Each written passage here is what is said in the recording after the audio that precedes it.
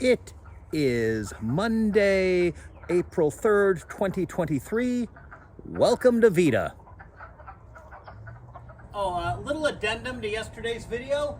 This is a heat exchanger. This provides most of the heat for my house. And again, my parents helped me with this after the Stoker stove, my previous heating system, which they also helped me with, started spewing carbon monoxide. It's not their fault. At the time, everybody was talking about how great Stoker stoves were, or at least the people my dad listened to were. There, I'm starting to say negative things about them, right? You've been waiting for that, right? But this isn't the only thing.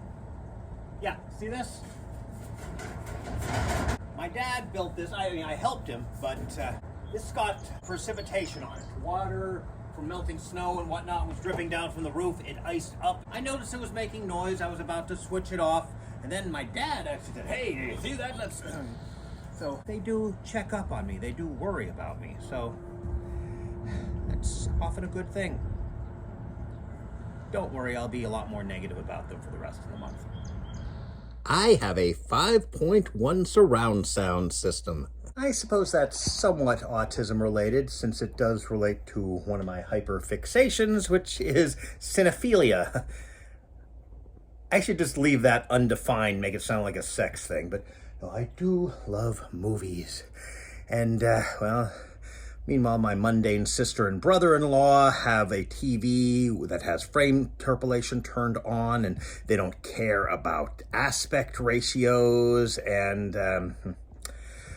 flat scans, am I right? Quick tutorial. A 5.1 system consists of the following speakers: front left, front right, front center, rear left, rear right, and subwoofer.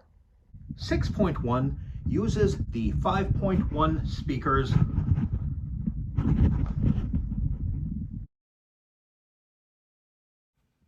plus a rear center speaker. 7.1 uses the same speakers as 5.1, but rather than a rear center speaker, fading away like I never existed stuff.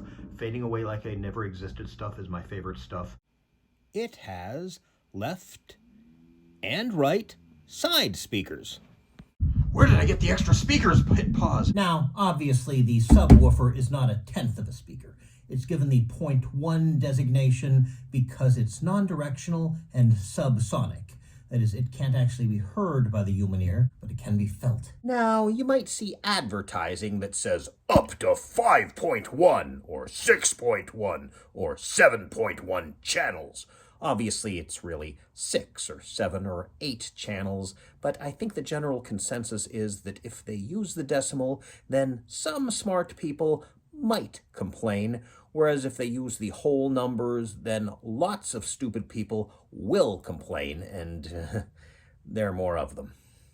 Now, I recently had some difficulty with my speakers. Most of that will be another video, or maybe even 2, but I wanted to focus on the subwoofer, because I am still not absolutely sure that it's functioning. I have this home theater test and setup disc, and it's proven invaluable as far as checking individual speaker output. The thing is that when it got to the subwoofer, I couldn't tell for sure if I actually felt the vibrations or if I just imagined I was feeling them.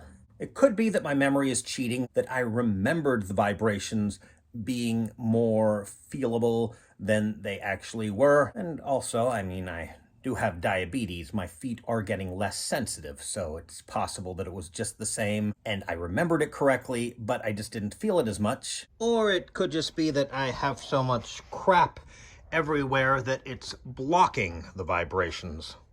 I even tried it with a bottle of a carbonated liquid. It didn't seem to react at all.